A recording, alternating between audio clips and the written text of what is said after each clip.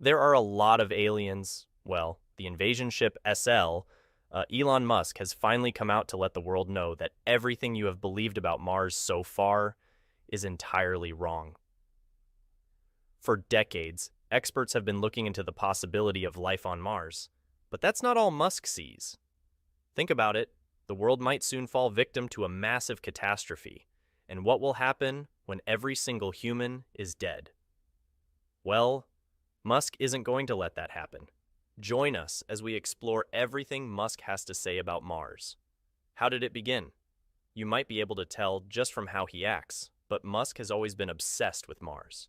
When he was really young, you could probably find him buried in different kinds of sci-fi books.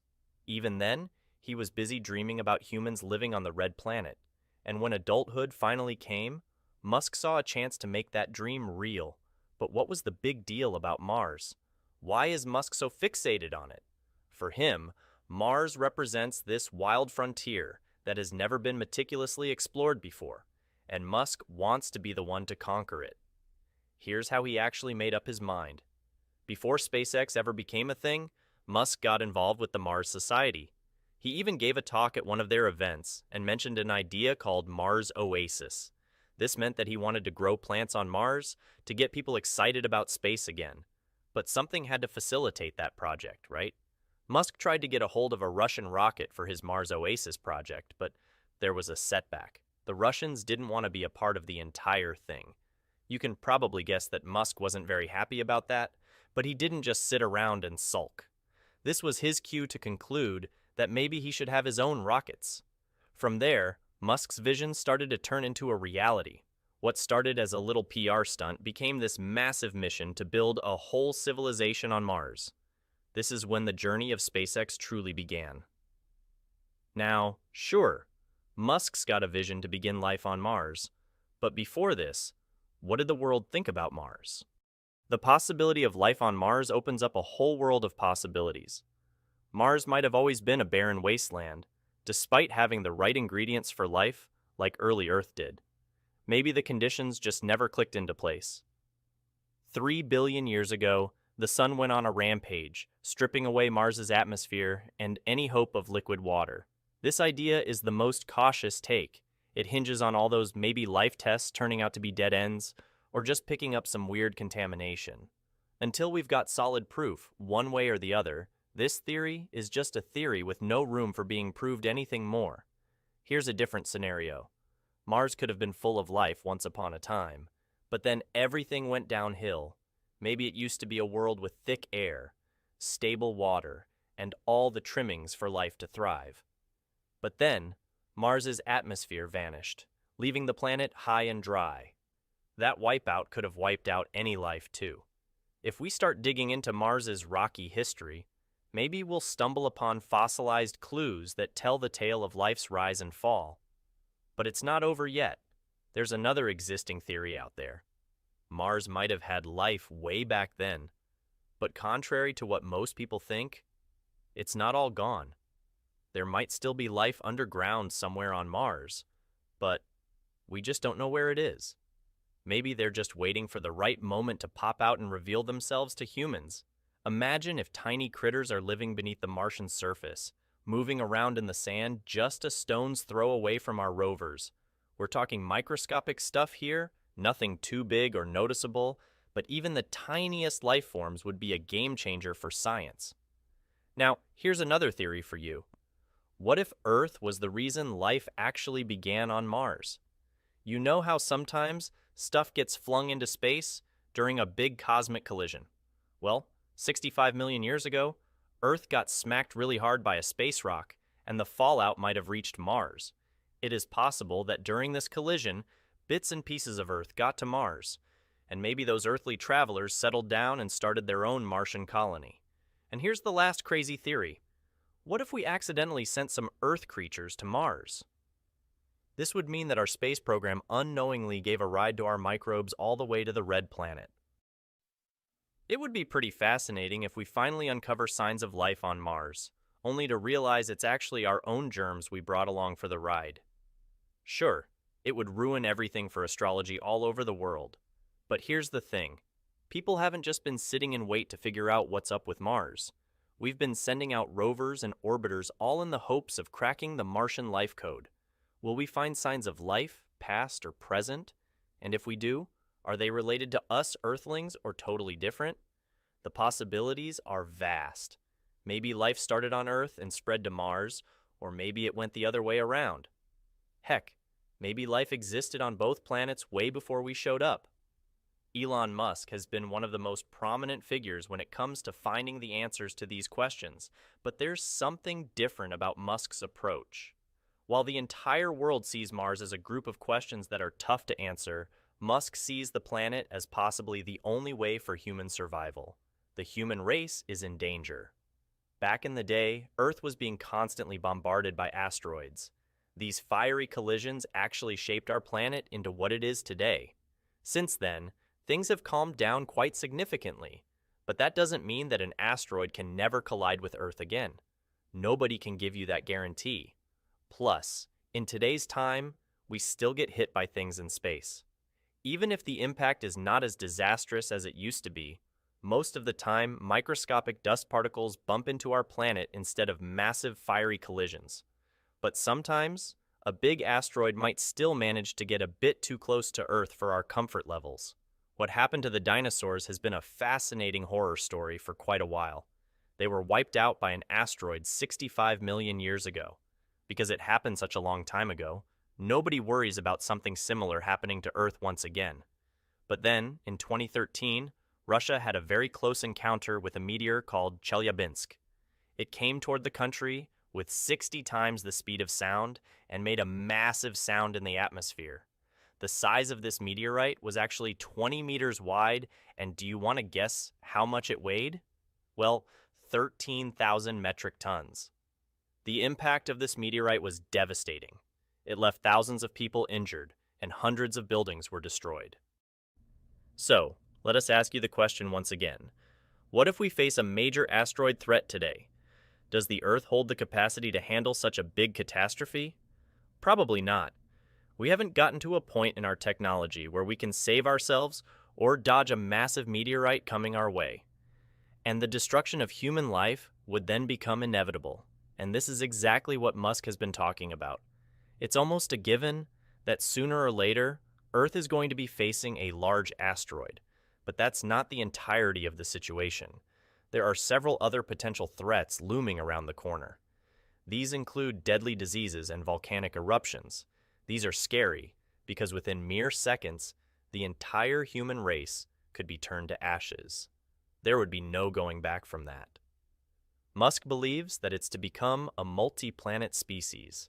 Let's think about Earth like a hard drive storing everything. Every song, every book, every little thought or memory. Plus, it's home to every living thing, like a giant Word document saved on that hard drive. But here's the part where it gets scary. This hard drive has crashed before. A virus here, a collision there, and 2/3 of the population was gone. So, what would a smart generation of humans do? Well, they'd come up with a backup option. Elon Musk's ideology is that the entire world collectively needs a plan B, a safety net, and something to fall back on when things get impossible to handle. And this plan B, in Musk's eyes, is a colony on Mars. But how will that vision actually come about? First of all, there was a thorough look into what life on Mars could truly mean, and soon it evolved into something much more: the SpaceX Red Dragon. In 2011, SpaceX teamed up with NASA's Ames Research Center to come up with a plan. They wanted to send a mission to Mars to hunt for signs of life, both past and present. They called it Red Dragon, and it was all about changing up SpaceX's Dragon capsule to carry cargo to Mars and even make way for a human Mars mission. The original idea was to use a Dragon module, add some nifty instruments, and drill beneath the Martian surface to scoop up samples of water ice. The whole plan was supposed to cost less than $400 million, but NASA had some big goals for this mission. They wanted to sniff out signs of life, scope out Mars's underground living conditions, and get an idea about the planet's icy secrets. Plus, they had wanted to test out some fancy tech for future human missions. These included entry, descent, and landing demos. But that wasn't all.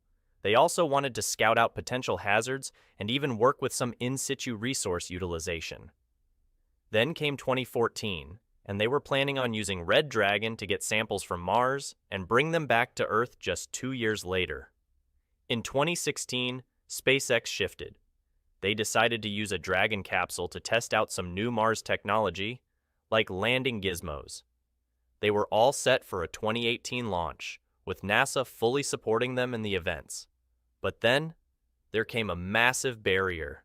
SpaceX pushed the brakes on the propulsive landing for Dragon 2, which meant Red Dragon couldn't touch down on Mars anymore. Instead, they shifted gears to focus on a bigger, better landing setup for their ginormous Starship. In 2017, Elon Musk officially announced propulsive landing was no longer happening. SpaceX was shifting its focus to perfecting Starship's landing technique, leaving Red Dragon in the dust. But what was this Starship? SpaceX takes up the challenge of making Mars our next home. But how are they doing that? The very first thing they've gotten themselves on is developing all of the proper technology that would be needed to set themselves up on the Red Planet. The goal is to create a colony on Mars that would be bustling with human life. But getting there won't be easy. We're talking major leaps in spacecraft and rocketry tech, all of which are necessary before we can even think about taking the plunge. Plus, Mars isn't exactly perfect for sustaining human life at this point. It's a whole different game when compared to Earth. So, Musk definitely has his work cut out for him. SpaceX isn't about to back down from the challenge either. They came up with the Starship spacecraft specifically for the Mars colonization project. But how is it special? Well, it's huge, reusable, and it's built to shuttle cargo and crew to and from Mars. Beyond this, Musk has also got plans to terraform Mars. If you don't know what that means, he wants to change up the planet's environment to make it feel like home. This would happen when things get warmed up and the atmosphere becomes nice and breathable. These aren't just dreams that Musk is planning to work on sometime in the future. Instead, he's fully dedicated to moving humans to Mars within his lifetime. But how will he do so much? He's starting as soon as he possibly can, with the plan to send the first crewed mission to Mars by 2024. Sure, most plans can change, but SpaceX is well caught up and ready to achieve the next milestone without any delay. Once humans do end up on Mars, Musk has a lot to say about what life there will be like. The one thing that he has promised is that it's going to be more than just surviving. In his eyes, he sees humans thriving on the Red Planet, getting into things like mining, manufacturing, agriculture, and everything else that they've been doing on Earth. He even tossed around the idea of Martian tourism, which might be hard to imagine right now, but that's not going to stop Musk. He's not trying to convert Mars into just another version of Earth. He's actually a lot more focused on building a Martian culture from scratch, which will include new traditions and new values. But what's the biggest tool that Musk has to reach his goals? The Mars Colonial Transporter. October 2012 marked the very first time that Elon Musk openly claimed that he wanted to build a rocket that could be used again and again. He promised that this thing, which was yet to be created, would be way better than anything SpaceX had before. Soon, he named it MCT. But what did these letters mean? The truth didn't come out until a year later, in 2013, when he finally revealed that MCT stood for Mars Colonial Transporter. Just like that, it was confirmed that this spaceship would be the backbone of the entire project of colonizing Mars. But how powerful was this spaceship? What exactly made it capable enough to transport the entire human race to Mars? Gwynne Shotwell hinted that this rocket could actually carry anywhere from 150 to 200 tons of material into low Earth orbit. But what about the Mars trip? They anticipated that the spaceship could carry up to 100 tons of cargo and passengers. Now, if that hasn't managed to impress you, the engine of the MCT surely won't fail. Tom Mueller, the man who has been behind SpaceX's engine development, claimed that they could actually attach 9 Raptor engines onto one MCT booster or spacecraft. This means that the MCT would be a ship at least 10 m wide, with as many as 3 cores and no less than 27 booster engines. In terms of power, not a thing could compete against this thing. But by the time it was 2016, the Mars Colonial Transporter changed to become the Interplanetary Transport System, ITS. But why did they have to shift the name like that? Had Musk given up hope? Well, it was quite the opposite. They changed the name because they realized that the spaceship would actually go beyond Mars. Elon Musk revealed a lot more about this space mission. According to him, there would be a brand new rocket with 2 stages, a reusable booster, and a spacecraft. Plus, it had use tanks made of carbon composite, stuffed with liquid methane and oxygen. Now, of course, Musk's team had to go beyond everybody's expectations. So, they came up with 3 different versions of the same spaceship. One was supposed to be for the crew, one for cargo, and one for refueling. All of these versions would work collectively, helping sustain each other through the journey. Of course, not everyone was convinced by the idea of the ITS transporting humans to Mars. It was a grand plan, and it made people skeptical. Most didn't believe that they could trust the technology to this extent. But don't rely on the skeptics, because the ITS boasted some seriously crazy technological aspects.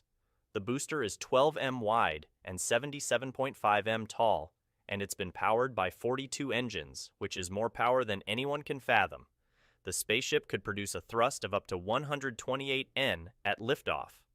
Plus, it's super efficient because it's built to land back on the launch pad for a quick refill and relaunch.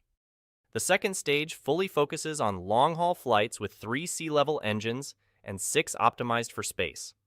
And lastly comes the tanker, hauling up to 380 tons of propellant to low Earth orbit in one go. After topping off the tanks, it's back to Earth for another repeat of the same thing. But things were yet to develop further. The Big Falcon rocket. In September 2017, Musk introduced a brand new launch beast, calling it the BFR. He had big plans for it, and he wanted to send the first cargo missions to Mars as early as 2022. The goal was to scope out the scene, find water, and set up shop for future flights. And by 2024, he was eyeing 4 more ships, 2 carrying crew, and 2 hauling cargo and gear for a propellant plant. Elon really had it all planned out. BFR was all about balance. Musk and his team had to juggle things like payload mass, landing capabilities, and reliability. In the end, the ship was packing 6 Raptor engines, a combo of sea-level and vacuum ones, making it one of the most powerful spaceships out there. By September 2017, SpaceX had already test-fired Raptors for 20 minutes. That's some serious engine action. And the plan was to keep on pushing, aiming for even higher pressure and more power. Meanwhile, Musk was playing around with manufacturing sites across the U.S., including California, Texas, Louisiana, and Florida. And by early 2018, they were already cranking out prototypes and setting up shop in Los Angeles. The BFR was designed to be a towering 106 m tall, with a sleek stainless steel frame. This upper stage is called the Big Falcon ship, or BFS for short. It had all the bells and whistles, including a nifty delta wing and split flaps for precision control during landing. Plus, it could handle a wide range of payloads, from cargo to passengers, all in one swoop. But SpaceX had a change of heart. In late 2018, they swapped out carbon composites for good old stainless steel. Why? Well, it's cheaper, stronger, and can handle the heat better than anything else. Plus, it means no more heat shield headaches. Then, in 2019, SpaceX had a new name for their brilliant creation, Starship.